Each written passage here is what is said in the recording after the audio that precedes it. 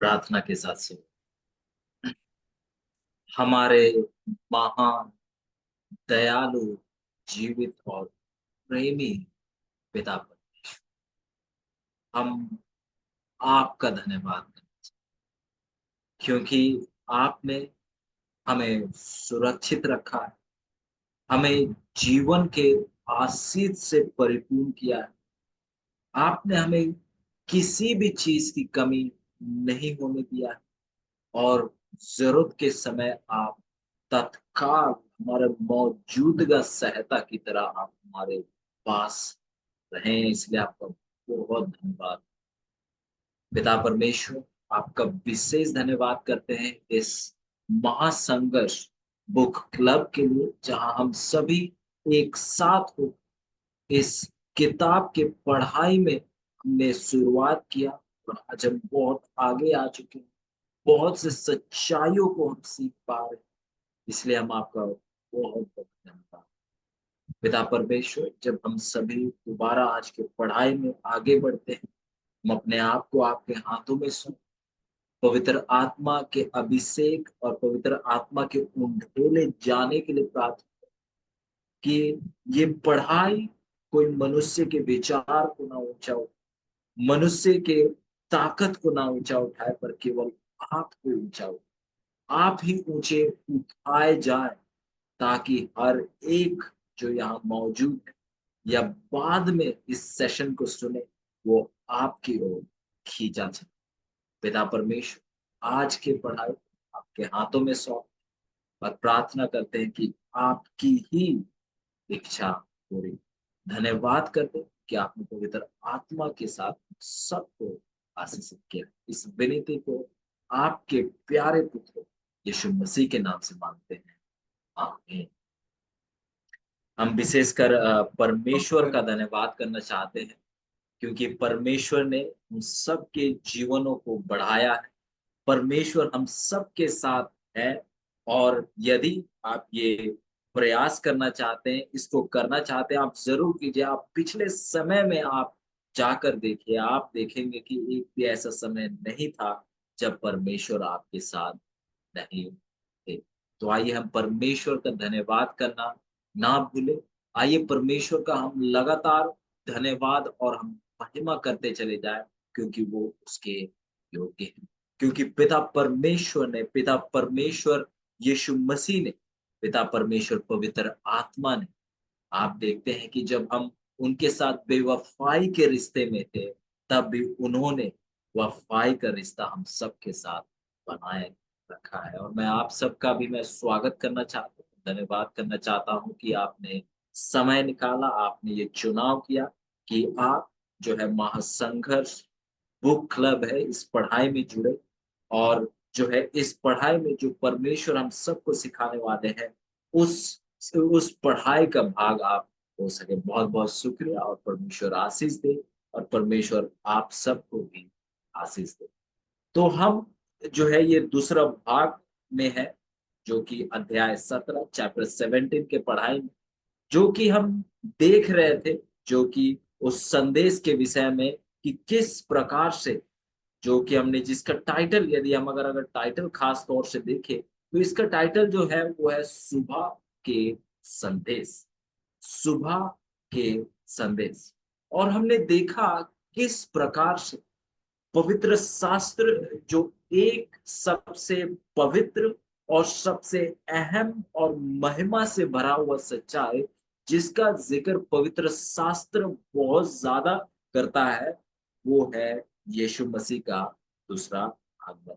और परमेश्वर के लोगों के लिए, परमेश्वर के विश्वासियों के लिए यीशु मसीह का दूसरा आगमन एक बहुत बड़ा खुशी का कारण, उनके लिए एक बहुत बड़ा अहम सच्चाई था, जिसके द्वारा जो है वो सताव के दौर में भी, जब उनके ऊपर मौत भी था, हम देखते हैं कि उस आशा ने, उस भरोसा ने उनको जो है आगे बढ़ाता चला गया।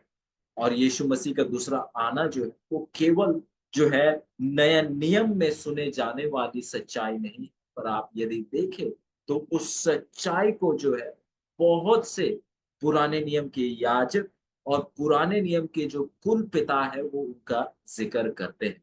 उदाहरण के लिए आप देख लीजिए आदम और हव्वा, हम इनोक को देखते हैं, हम देखते हैं याकूब को देखते हैं, हम ईसाया नबी को देखते हैं, हम हबक्कूक को देखते हैं और ऐसे हर एक जो पवित्र जन थे प्राचीन समय में, इसराइल के समय में, वो हर एक जो है यीशु मसीह के आगमन को देखता और उसके लिए वो तैयारी भी करता जाता।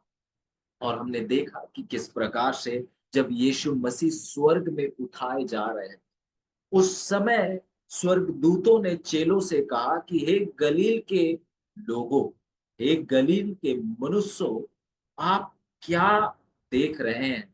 उन्होंने कहा कि यही यीशु मसीह जो आज आपसे ले जाया गया है, वो ही दोबारा जो है आएँगे। इसका मतलब जो यीशु मसीह स्वर्ग में गए हैं, वो दोबारा भी आएँगे।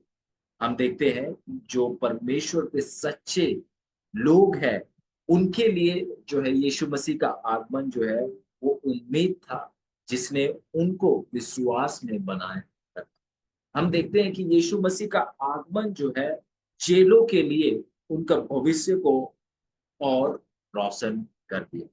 और हम देखते हैं बाइबल में इतने बहुत से भविष्यवाणियां हैं जो कि यीशु मसीह के आगमन के विषय में बताती है। और जो विश्वासी थे, भले उनको खंडरों में रखा गया हो, भले उनको जलाने के लिए बांध कर रखा हो, भले उनको फांसी चढ़ाने के लिए जो है उस तख्ते पे रखा हो, पर जो विश्वासी थे उन्होंने अंत तक यीशु मसीह के आगमन का त्याग करने के लिए वो तैयार नहीं थे। वो इस बात के लिए तैयार थे कि उनका गर्दन जो है धड़ से अलग हो जाए। वो इस बात के लिए तैयार थे कि वो उन खंडरों में जो है सड़ जाए। वो इस बात के लिए तैयार थे कि उनका उनका जो है उनको फांसी चढ़ाकर तड़पा के मार दिया जाए। पर वो इस बात के लिए तैयार नहीं थे कि वो सच्चाई को त्याग कर दें। और बहुत से ऐसे धर्म सुधारक जो उस अंधकार के युग के समय में थे, उन्होंने गवाही दिया यीशु मसीह के आगमन के विषय में कि ये दुनिया का अंत बहुत जल्द होने वाला है। और विश्वासियों के लिए, हम सब के लिए जो है एक सही रवैया ये होगा कि हम हर एक पल जो है हम यीशु मसीह के आगमन की ओर अपने आंखों को बना दें। हम यीशु मसीह के आगमन को भूले ना, पर यीशु मसीह के आगमन को हम अपनी नजरों के सामने हमेशा रख कर रखें। फिर हम देख रहे थे किस प्रकार से जिन चिन्हों के विषय में, और जैसे हमने देखा कि जो भविष्यवाणियां हैं, वो केवल इस बात की पुष्टि नहीं करती, इस बात को हमारे सामने केवल नहीं रखती है कि यीशु मसीह कैसे आएंगे और उनके आने का मकसद क्या है, पर भविष्यवाणियां जो है यीशु मसीह यीशु मसीह के आने के समय का भी हमें चिन्ह बताते हैं। यीशु मसीह के आने का समय का आहट जो है वो भविष्यवाणियां हम सबको देती हैं। हम देखते हैं कि 1755 किस प्रकार से एक बहुत बड़ा बिल्डोल हुआ, बहुत बड़ा भूकंप हुआ, बहुत बड़ा अर्थक्वेक हुआ, जिसके कारण से कितने लोग जो है उन्होंने अपने जान को गंवा दी। और यदि आप देखना चाहेंगे, इसे अर्थक्वेक ऑफ लिस्बन कहा जाता है, जो कि एक खतरा सबसे खतरनाक भूकंपों में से इसे कहा जाता है, जिसको बताया जाता है कि 1 करोड़ स्क्वायर किलोमीटर की जगह पे जो है ये भूकंप का असर जो है लोगों ने महसूस किया। बताया जाता है कि इस भूकंप के दौरान केवल 6 मिनट में लगभग 60,000 लोगों ने अपना जीवन को गंवा दिया। और इस भूकंप के कारण जो है कुछ जगहों पर पहाड़ों के टूटने के कारण, पत्थरों के दो भागों में होने के कारण जो है बहुत जगहों में बताया जाता है कि आग लगी, जो कि लगभग 3 दिनों तक वो आग लगी रही, जिसके कारण और भी प्रकृति का नुकसान हुआ और बहुत से जीवनों का भी नुकसान हुआ। इसके बाद बताया जाता है बिल्कुल उसके 25 साल बाद एक ऐसा दृश्य हुआ, एक ऐसा घटना हुआ जिसे आज भी जो है the dark day of May 19 1780 कहा जाता है। उसे द डार्क डे करके जो है आज भी उसे याद किया जाता है, जब जो है सूरज ने और चांद ने दोनों ने रोशनी बिल्कुल ही नहीं दिया। जैसे वचन में कहता है, आप देखते हैं कि उन चिन्हों को जो है पिछले बीते हुए समय में देखा गया था, और बहुत से लोगों ने जिन्होंने इस अंधकार के दिन को अनुभव किया, उन्होंने कहा कि ऐसा महसूस हुआ जैसे कि ऐसा लगे जब कोई स्वर्ग में कोई रोशनी देने वाला स्रोत ना हो, बिल्कुल ऐसा महसूस हुआ। हमने पढ़ा किस प्रकार से दिन के समय, दोपहर के समय में एक ऐसा अंधियारा था, जिसको जो है लोगों ने पहले कभी अनुभव नहीं किया। जो उस जगह मौजूद थे वो कहते हैं कि कोई ऐसा दूसरा चीज़ हमें नज़र नहीं आया। कोई ऐसा प्राकृतिक कारण नहीं था जिसकी वज़ह से ये हो रहा था, पर ज़रूर कोई दिव्य परमेश्वर का ये कार्य था। अज़ीज़ों, जिन चिन्हों का बाइबल ज़िक्र करता है, जिनका रिश्ता साफ-साफ यीशु मसीह के आगमन के साथ जुड़ा हुआ है, उन चिन्हों को हम देखते हैं कि इतिहास पे देखा गया, और आज के समय से ज़्यादा समय पहले नहीं, पर कुछ सालों पहले पर उनको देखा गया है। इसके अलावा आज जब हम बात करते हैं, हम देखते हैं कि कुछ चिन्हों को हम अपने आँखों के सामने देखते आ रहे हैं। और ये चिन्हें और इन चिन्हों का बढ़ना, इन चिन्हों का होने का गंभीरता और गहरा होना, वो इस बात का सबूत है कि यीशु मसीह बहुत जल्द आ रहे हैं। और जैसे हमने पिछले पढ़ाई में कहा था कि ये जो घटनाएँ हैं, जो प्रकृति में हो रहे हैं, धार्मिक दुनिया में हो रहे हैं, राजनीतिक दुनिया में हो रहे हैं, अलग-अलग जगहों पर हो रहे हैं, अलग-अलग चीज़ों पर हो रहे हैं, अलग-अलग स्तर पर हो रहे हैं। ये घटनाएँ नहीं हैं, पर ये वाक़ई में यीशु मसीह के दूसरे आने का वो कदम है। और अज़ीज़ों, यदि आप कदमों को सुन रहे हैं, तो हमें क्या करने की ज़रूरत है, वो हमने जो है वचनों में देखा है, और आइए हम उन चीज़ों को करें, ताकि हम जो है हैरानी के साथ ना पाए जाएँ। यीशु मसीह ने अपने चेलों से कहा कि जब आप इन चिन्हों को देखोगे, तो आप आनंदित हो, आप खुशी मनाओ कि मेरा आना बहुत जल्द है। यीशु मसीह ने अपने चेलों से कहा कि जब आप इन चिन्हों को देखते हैं, तो आप आनंदित हो, क्योंकि आपको मेरे दूसरे आगमन का चिन्हों को देखने का मौका मिल रहा है। इसका मतलब कि मेरा आना बहुत जल्दी है। हम देखते हैं कि आज के समय में जो है लोग, जो दुनिया जो है अपने आप को बनाने में लगा हुआ है, और यीशु मसीह एक उदाहरण देते हैं हमें समझने के लिए। वो कहते हैं कि जब आप देखते हैं एक पेड़ को, एक अंजीर के पेड़ को, कि उसमें जो है उसमें जो है आप देख रहे हैं कि किस तरीके से फूल लग रहे हैं। आप देख रहे हैं कि किस तरीके से पत्ते जो है हरे-भरे हैं। आप ये कह सकते हैं कि जो जो गर्मियों का समय है वो आने वाला है। इसी प्रकार कहते हैं, आप लूका इसका 21 का 28, 30 और 31 पे देख सकते हैं। वहाँ पर यीशु मसीह कहते हैं कि जब आप इन घटनाओं को देखो, जिनको हम आज देख रहे हैं, जिनको पुराने समय में देखा गया है, वो कहते हैं कि जब आप देखो तो आप जान लो कि यीशु मसीह परमेश्वर का राज्य बहुत निकट है।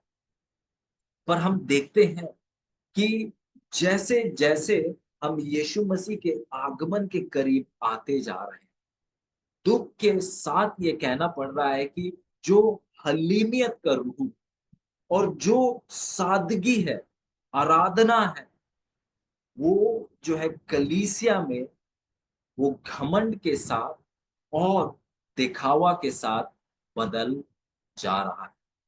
जैसे हम देखते हैं कि जब हमें छुट्टा चाहिए होता है, तो हम ₹100 देते हैं, और उसके बाद हमें उसके बदले में जो है 10-10 के नोट, 20-20 के नोट या 50 के नोट दे दिया जाता है, उसी प्रकार से यहाँ पर एक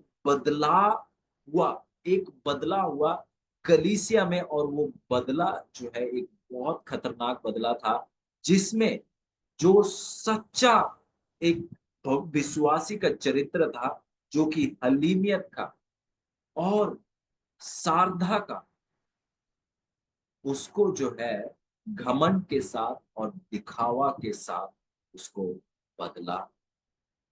हम देखते हैं कि कलीसिया हम देखते हैं कि दुनिया जैसे कलीसिया भी जो है दुनियादारी में हो गई।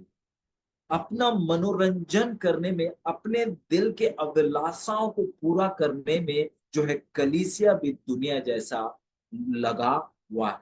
और ये जो है कहते तो हैं, बड़े-बड़े जो है दावा तो करते हैं कि वो यीशु मसीह का इंतज़ार कर रहे हैं और उसके आगमन को प्रेम करते हैं, पर इनके दुनियादारी की वजह से, इनके अपने मनों की इच्छाओं को पूरा करने की वजह से, जो चिन्ह जिनके बारे में स्पष्ट से यीशु मसीह ने कहा, उनके विरुद्ध में वो क्या हो गए हैं? अंधे हो चुके हैं। यीशु मसीह का आगमन का विषय जो है उनके ज़हन से बिल्कुल जा चुका है, और यहाँ तक कि लोग उसे भूल चुके हैं और उनको जो है इनकार कर चुके हैं। जो आज़ादी, जो सुख और चैन, जो इच्छा दिल में है धन के लिए और आराम के लिए, और सब बेहतर चीज़ों के लिए, और जो दिल में इच्छा है पैसे बनाने का, ओ प्रसिद्ध होने का और ताकत का, इन चीज़ों ने जो है परमेश्वर के लोगों को अंधा कर दिया। अजीजों, ये सच्चाई है, वचन का सच्चाई है, और ये शायद आप अपने यहाँ देख सकते, और शायद मैं कहना चाहूँ, अगर कहूँ इस प्रकार से, शायद आप अपने आप में भी।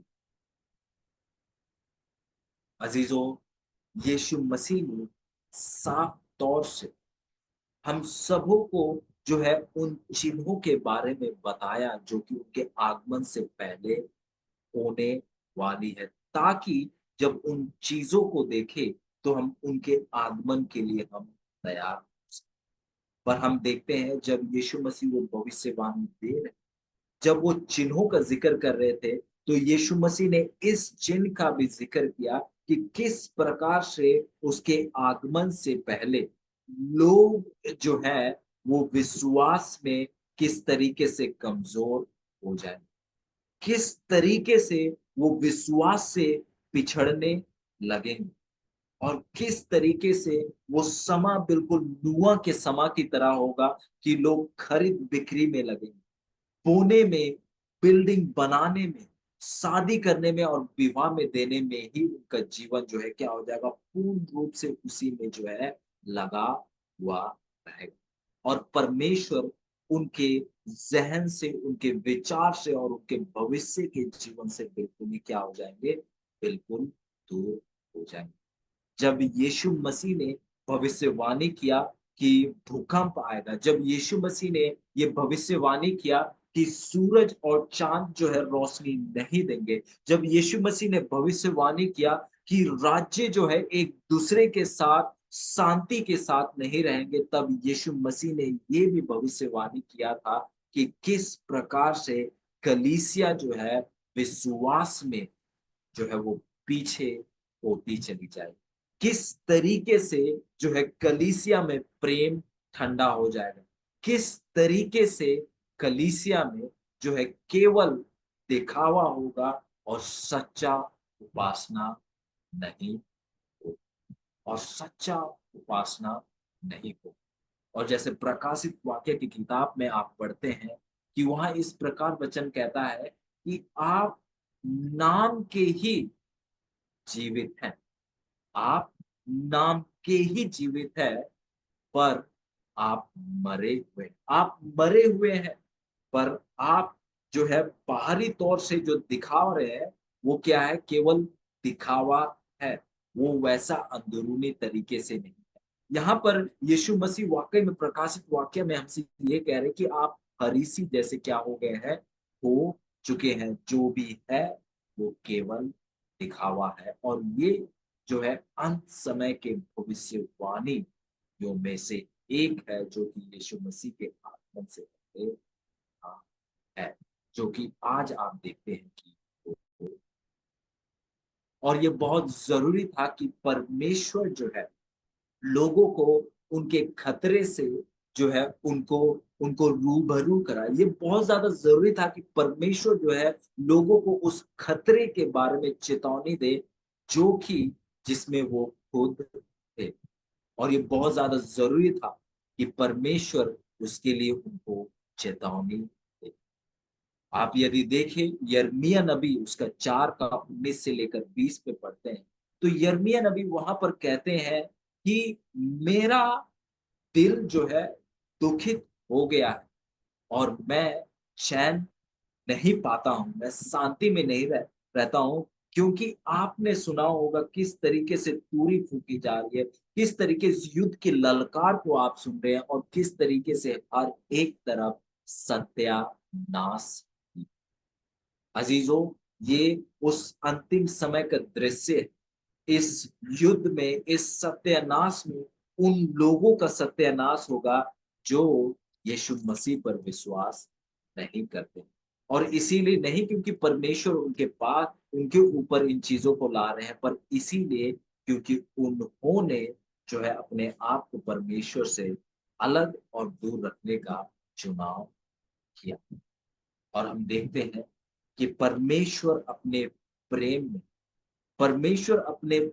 में कि उस समय जब यीशु मसीह आए तो वो लोग ना हो, जो लोग तैयार ना हो, इसीलिए परमेश्वर ने अपने प्रेम में जो है अपने लोगों को, इस पूरे जगत के लोगों को एक प्रेम का संदेश भेजने का उन्होंने निर्णय लिया, ताकि वो दुनियादारी से, ताकि वो अपने इच्छाओं को पूरी करने से, ताकि वो जो है धन की लालच से, ताकि वो ताकत की लालच से, ताकि वो ओहदे की लालच से वो निकल कर वो जो है सही मायने में समय को देखते हुए वो सही जीवन को जी सके।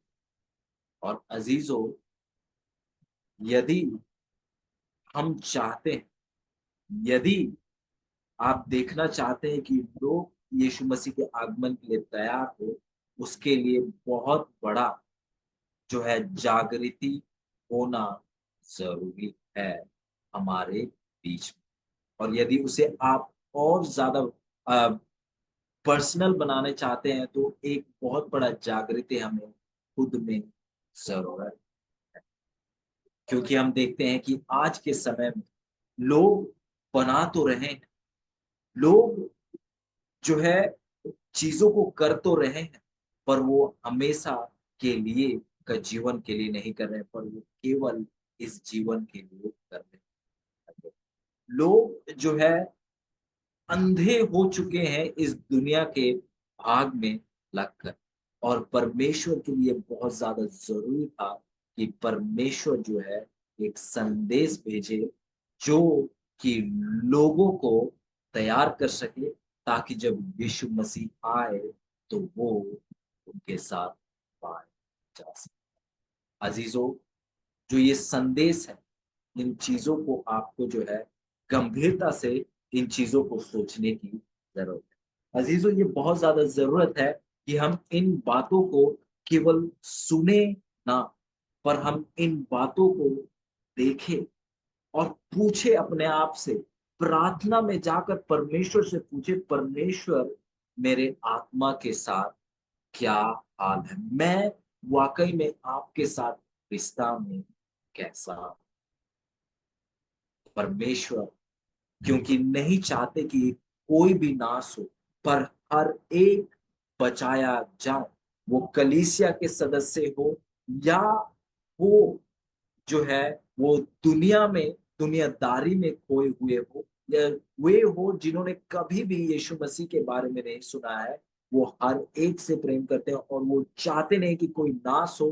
तो उस प्रेम में उन्होंने जो है एक बचाव का और एक चेतावनी का संदेश को, और उस बचाव का, उस चेतावनी का संदेश को हम देखते हैं प्रकाशित वाक्या उसका 14।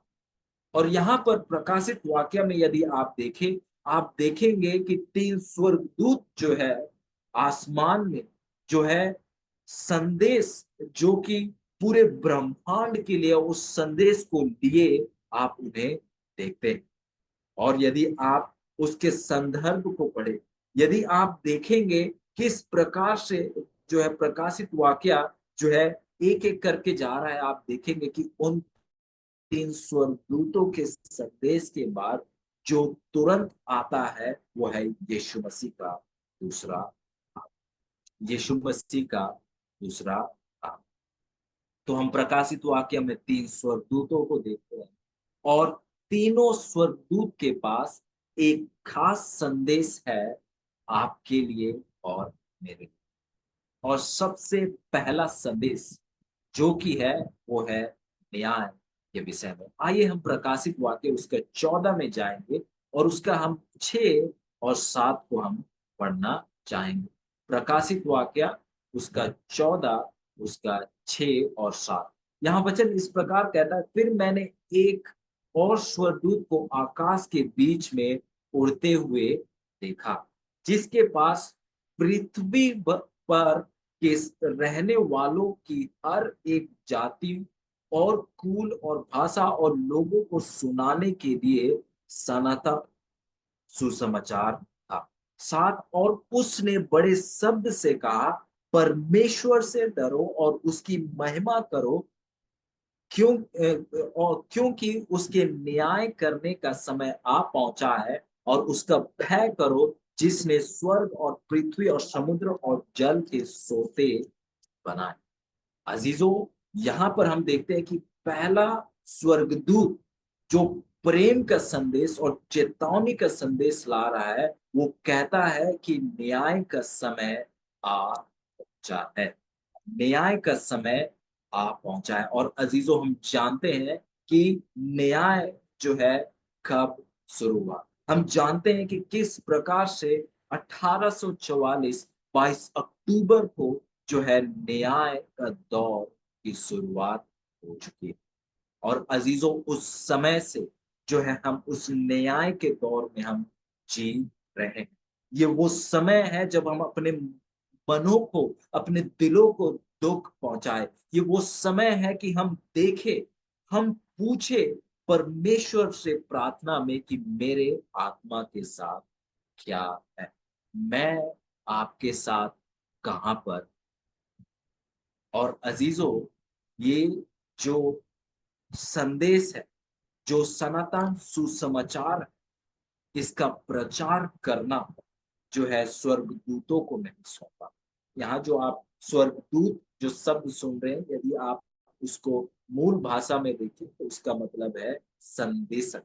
उसका मतलब है संदेशक। और यहाँ पर जो है जब स्वर्गदूत कह रहा है तो ये वाकई में आपकी और मेरी बात कर रहा है। अजीजों, सनातन सुसमाचार का प्रचार करने का कार्य जो है जिनको सौंपा है वो है आप और मैं। वो है आप और मैं। अजीजों, हाँ, जो स्वर्गदूत है वो हमारी मदद और सहायता करेंगे इस सुसमाचार के प्रचार करने में।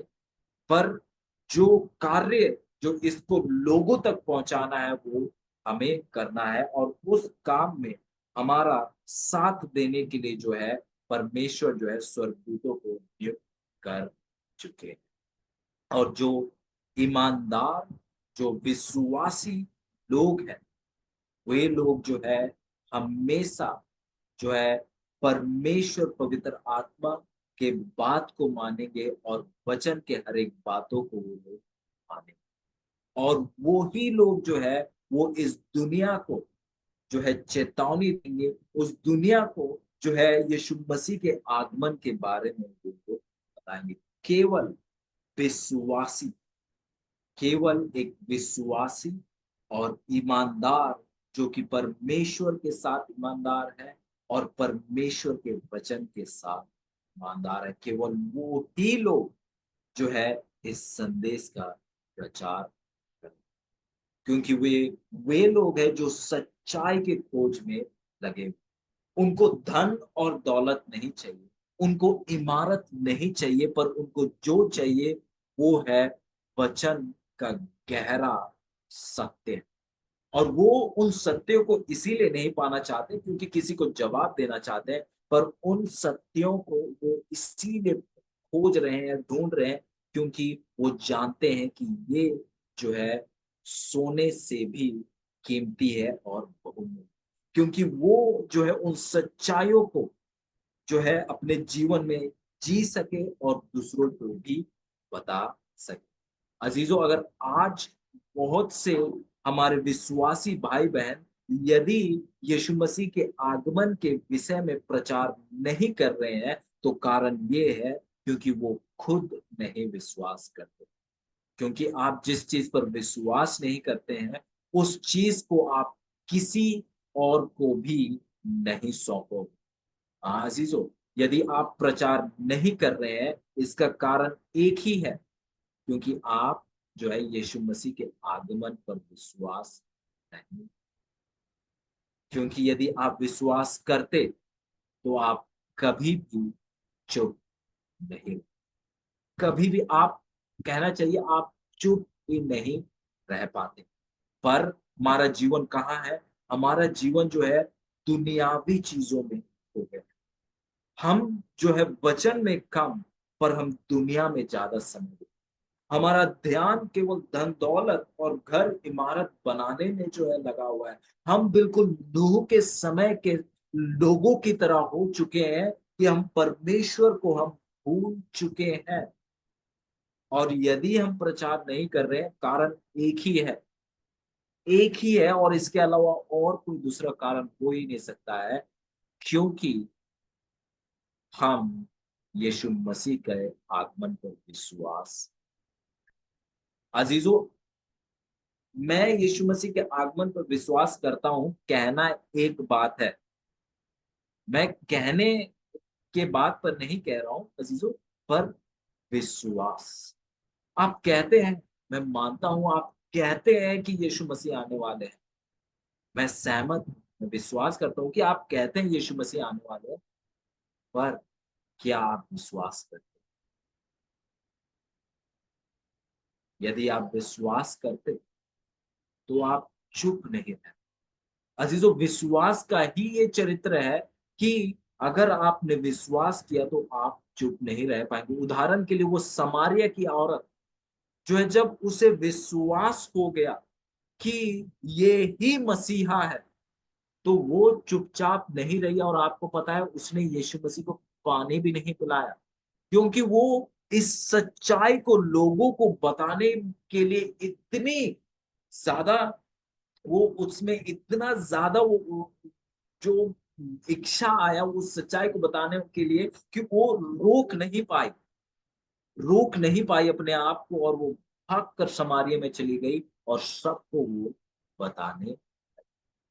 यदि आज आप चुपचाप, यदि आप आज अपने मुँह नहीं खोल रहे हैं और ये नहीं कह रहे हैं कि यीशु मसीह आने वाले हैं, तो आप विश्वास नहीं। बड़े-बड़े अक्षरों, अंग्रेजी में कहते हैं तो बोल्ड लेटर्स, बड़े काले अक्षरों में जो कि दूर से दिखता है, बिल्कुल उन्हीं अक्षरों में आप विश्वास। और यदि आप करेंगे और आप कहते हैं कि करते हैं, तो आप चुप नहीं। अज़ीज़ों, यदि आप देखें तो सच्चाई का प्रचार जो है परमेश्वर ने बड़े-बड़े ज्ञानियों के द्वारा जो है उन्होंने उसको हासिल नहीं किया। अज़ीज़ों, सच्चाई का प्रचार जो है उन्होंने आप जैसे, हम जैसे साधारण, कहना चाहिए बेवकूफ लोगों के द्वारा जो है सच्चाई का प्रचार। और आप देखेंगे कि परमेश्वर आज भी उस कार्य को करने के योग्य है। अजीजों, यदि मुझ बेवकूफ इंसान के द्वारा वो अगर इतने वचनों को लोगों के सामने पेश कर सकते हैं, तो आप मुझसे कई गुना बेहतर हैं। इस बात को मैं आपको लिख कर भी दे सकता हूँ कि आप मुझसे कई गुना बेहतर हैं और परमेश्वर आपके द्वारा कई गुना बेहतर काम, कई गुना बेहतर काम। आप एक कदम बढ़ाकर देखिए, फिर देखिए परमेश्वर किस रीति से आपके द्वारा बड़े कार्य करता चला।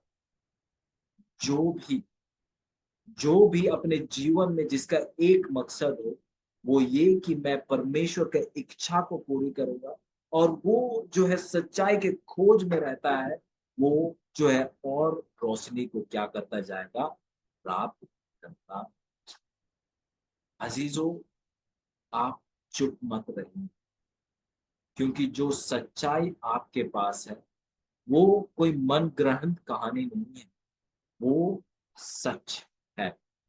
उसके जितना सच और दूसरा कोई चीज़ हो ही।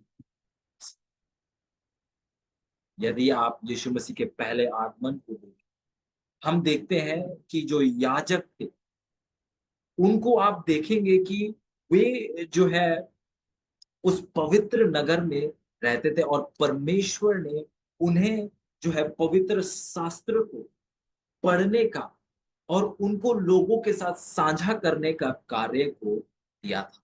और इस पवित्र शास्त्र को वो लोगों के सामने पेश करते थे, जिसको दिन रात पढ़ा करते थे, जो उनके जीवन का रोटी उनको देता था।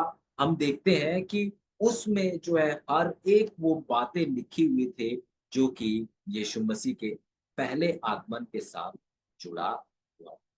और यदि वे अगर उस वचनों को गहराई से देखते, तो वे जो है यीशु मसीह के पहले आगमन के विषय में वो लोग जो है स्पष्ट रूप से देख।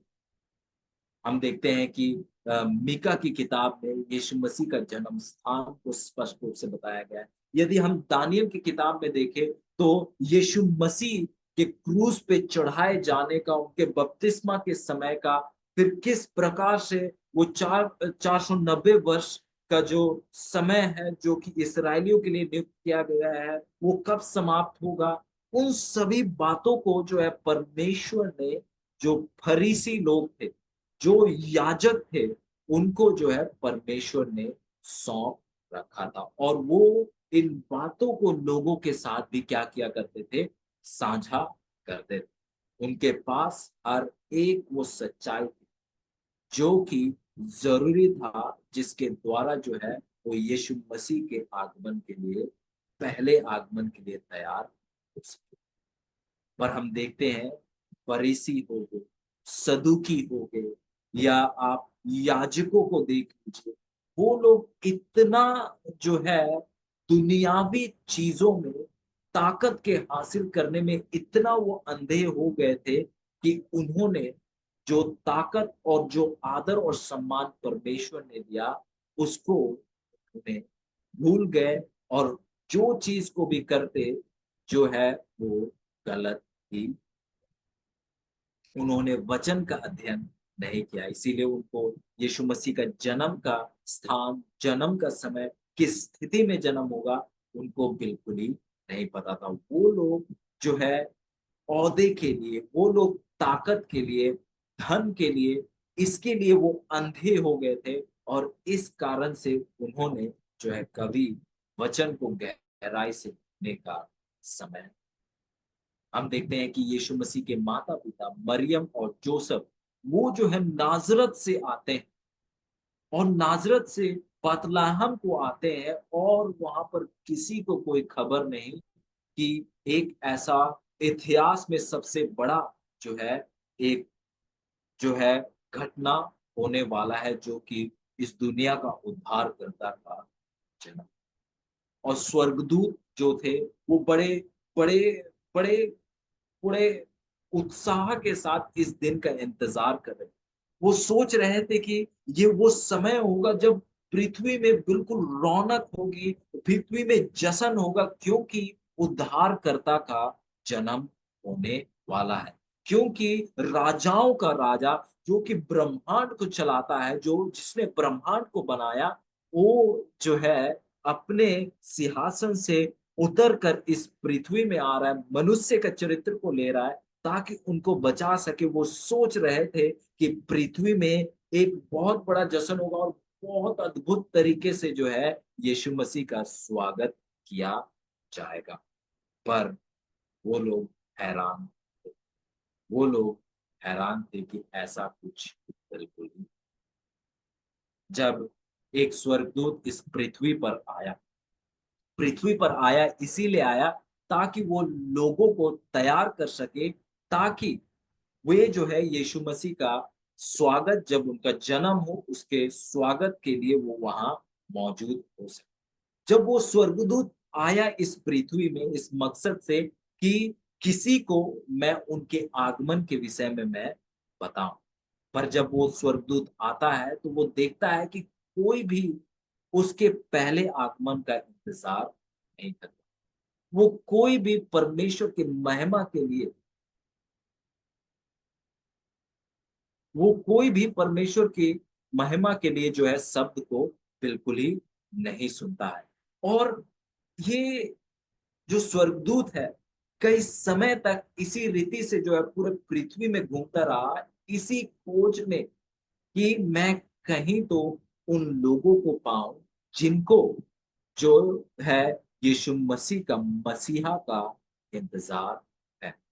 पर वो जो है उस चुने हुए यरूशलेम उस पवित्र नगर में जाता है तो देखता है कि वहां पर भी कोई भी जो है यीशु मसीह के आगमन के बारे में कोई भी उनको कोई ध्यान नहीं है, कोई ज्ञान।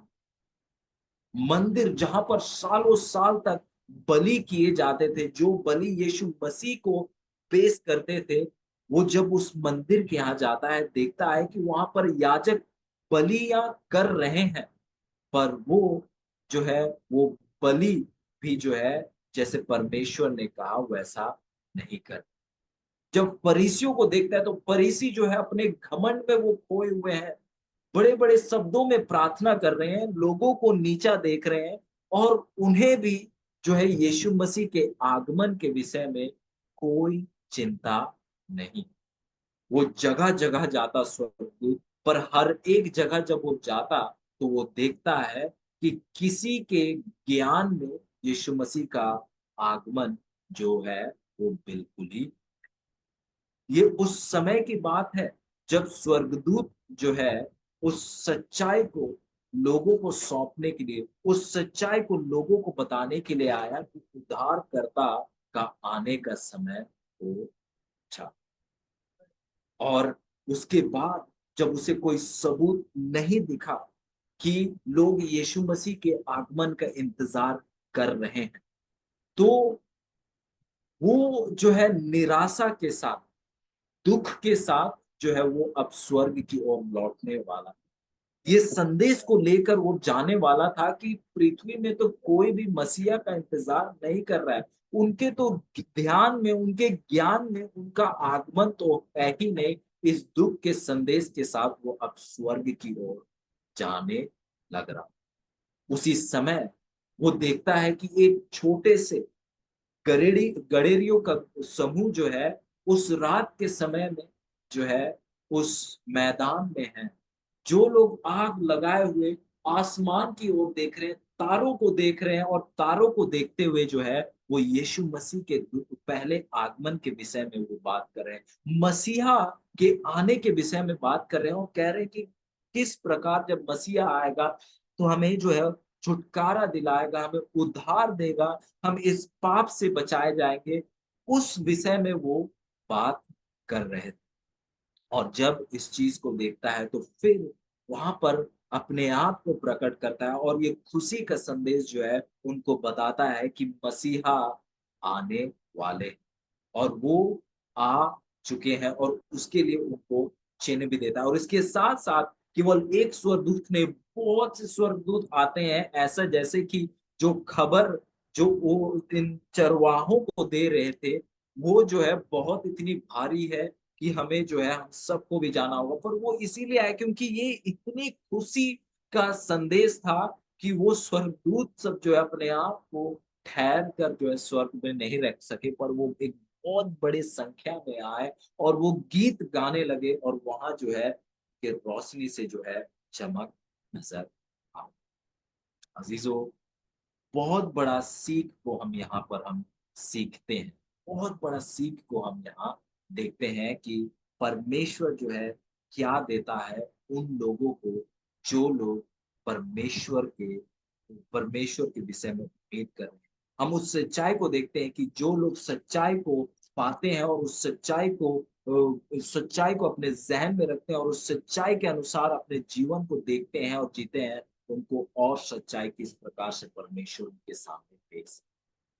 इस यही केवल नहीं, केवल उन चरवाहों का ही नहीं, इसके बाद वो देखता है, वो स्वर्गदूत देखता है कि कुछ लोग जो कि गैर कौम से है, जो लोग विश्वासी नहीं है, वो भी जो है मसीहा के आने का इंतज़ार कर रहे हैं और ये वो 3 बुद्धिमान जिनके बारे में हम पढ़ते हैं, जो लोग पूर्व दिशा से आते हैं।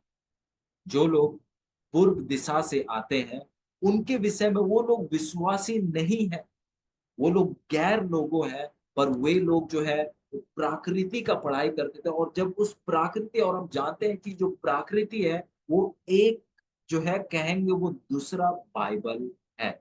जितना बाइबल परमेश्वर का वचन है, उतना प्रकृति भी परमेश्वर का वचन है और वो प्रकृति का पढ़ाई कर रहे थे और उस पढ़ाई के दौरान उन्होंने देखा कि जो तारा है, याकूब का तारा जो है बहुत जल्दी आएगा और उन्होंने जो है यहूदियों के वचनों को भी पढ़ा और देखा कि यह जो मसीहा है वो आने वाला है और इनके सामने भी हम देखते हैं कि स्वर्गदूत जो है उस सच्चाई को पेश उस सच्चाई को पेश करता है। जबकि इन सच्चाइयों का प्रचार करने का, इन सच्चाइयों को लोगों को बताने का कार्य किसका था? जो लोग जो है वचन को जो लोग जो है कलीसिया के मेंबर थे, वे लोग पहले लोग होने चाहिए थे जो इस परमेश्वर यीशु मसीह के आगमन के विषय में जो है प्रचार। और जब हम सुनते हैं कि किस प्रकार से फरीसी लोग थे, किस प्रकार से वो सदूकी लोग थे, किस प्रकार से वो याजक लोग थे कि जिनके ज्ञान में और जिनके ध्यान में यीशु मसीह का आना, मसीहा का आना बिल्कुल ही नहीं था। हम कहते हैं कि किस तरह के लोग कि उनके पास वचन भी है। वो लोग इस वचन के कमेंट्रीज भी बना चुके हैं। इन वचन को प्रचार भी करते हैं। इस वचन को दिन-रात जिसका अध्ययन करते हैं, फिर भी ये लोग ऐसे निकले कि उन्होंने मसीहा को पहचाना ही नहीं। यहाँ तक कि वो भूल चुके थे और यहाँ तक कि जब वो 3 बुद्धिमान जब आए पूरब दिशा से, उन लोगों के आने के द्वारा उनका ध्यान जो है यीशु मसीह के आगमन, जो मसीहा का आना है, उसकी ओर उनका ध्यान गया। मतलब वो पूरे रूप से जो है मसीहा का आना को भूल चुके थे और हम जब देखते हैं, तो हम कहते हैं कि अरे! कैसे लोग थे। कैसे कि सब चीज़ उनके यहाँ होने के बावजूद उनके पास सबूत था। उनके पास लिखी हुई बातें थी, ऐसा नहीं कि उनके पास सच्चाई नहीं था, उनके पास हर एक सच्चाई था। पर फिर भी आप कहेंगे कि ये लोग जो है कैसे लोग हैं कि ये मसीहा का इंतज़ार ही नहीं कर रहे। उनके सोच और विचार से जो है वो बिल्कुल ही क्या हो गए थे, मसीहा निकल चुके थे। आप कहेंगे कि कैसे कैसे लोग थे? अज़ीज़ों, उन लोगों में और हम में कोई अंतर नहीं। उन लोगों में और हम में कोई अंतर नहीं। जैसे उनके पास पवित्र शास्त्र था, आज हमारे पास और शायद आज हमारे पास उनसे ज़्यादा हमारे पास सौभाग्य है, हम वचनों को गहराई से हम जान सकते। आज हमारे पास ऐसी किताब है, महासंघर्ष जैसी किताब है, उनके पास नहीं। हमारे पास बड़े-बड़े कमेंट्रीज़ है, हमारे पास यूट्यूब स्टडीज़ है, जो कि यीशु मसीह के आगमन के विषय में बात करती है। अज़ीज़ों, हम में और उन फरीसियों में, उन सदूकियों में, उन याजकों में कोई फर्क और अंतर नहीं है। जैसे वो दुनियावी चीज़ों के लिए भूखे प्यासे थे, जैसे वो दुनियावी चीज़ों में डूबे हुए थे, हम भी बिल्कुल ऐसे हैं। जैसे वो यीशु मसीह के आगमन, पहले आगमन के विषय में बिल्कुल भूल चुके थे, इसी प्रकार से हम भी जो है यीशु मसीह के दूसरे आगमन के विषय में भूल जाते हैं। यदि मैं अगर सवाल करूं, जो कि मैं सवाल नहीं कर रहा हूं, अगर कर भी रहा हूं तो आप अपने आप से ही ये जवाब दीजिएगा कि यदि अगर ये सरल सवाल किया जाए कि आखिरी बार आपने पिछले हफ्तों में या पिछले समय में कब यीशु मसीह के आगमन के बारे में सोचा होगा, तो बहुत लोगों को शायद ये जवाब देने में भी जो है परेशानी होगी, क्योंकि हमें भी नहीं पता हमने आखिरी बार जो है कब यीशु मसीह के आगमन के विषय में जो है हमने सोचा। अजीजों, आइए, जैसे वचन कहता है कि जो चीजें बीते समय में हुई है वो हमें सिखाने के लिए, हमारे लिए सीख के लिए लिखी गई। आइए अजीजों, हम उन गलतियों को ना दोहराएं, क्योंकि यीशु मसीह का आना जल्द, वो चोरों की नाई आएगा, मतलब जब वो आएंगे, किस समय आएंगे, वो हमें नहीं मालूम। यीशु मसीह को नहीं मालूम, स्वर्गदूतों को नहीं मालूम, केवल पिता को मालूम है। इसका मतलब हमें हर एक पल तैयार रहना चाहिए। हम ऐसे तैयार होने चाहिए कि यदि यीशु मसीह कल ही क्यों ना आ जाए या अभी क्यों ना आ जाए, तो हम जो है उनके साथ पाए जा सके। अजीजों, दोबारा इस चीज को हम कहना चाहेंगे कि यीशु मसीह का आना उतना ही सच है जितना आज सच है। अजीजों, तैयारी कीजिए, मेमना का विवाह आने।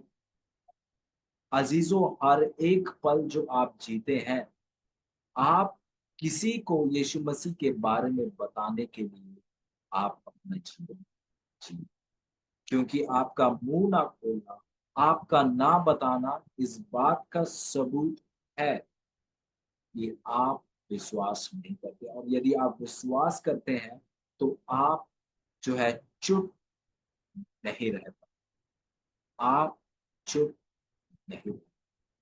अजीजों, आपका प्रभु, मेरा प्रभु यीशु मसीह, वो बहुत जल्द बादलों में, पर उनका आना जब तक नहीं होगा, जब तक सब कुल, भाषा, जाति के लोग जो है इस सुसमाचार को नहीं सुनते। अजीजों, ये समय कि हम मन फिराएं। अजीजों, आइए हम दुनिया से बाहर निकल कर आए। आइए अजीजों, हम ताकत का लालच को छोड़कर बाहर निकल कर आए। आइए अजीजों, हम धन का लालच ना करें।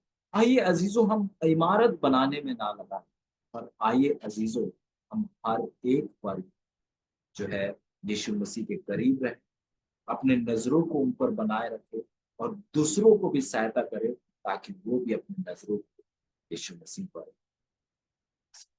हर एक वो चिन्ह जो कि यीशु मसीह के आगमन के साथ जुड़ी हुई है, अभी हो रही, और वो आने वाले समय में और बढ़ती ही चली जाएगी और गहरा और गंभीर होते चले जाएगी।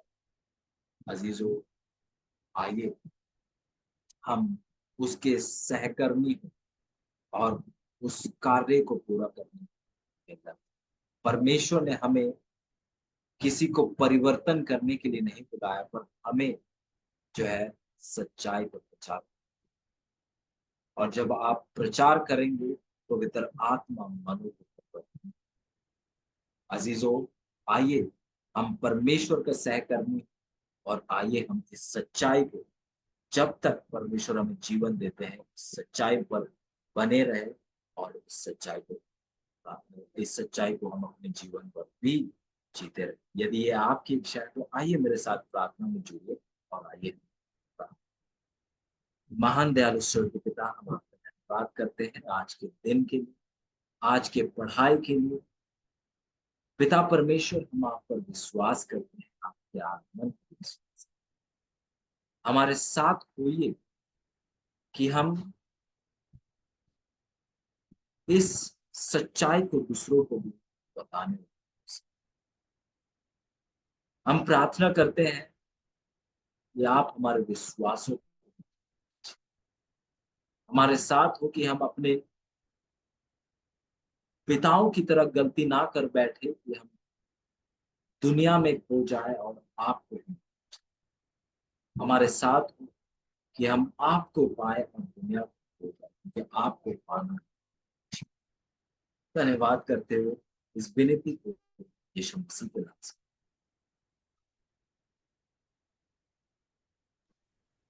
Amen. Amen. Amen.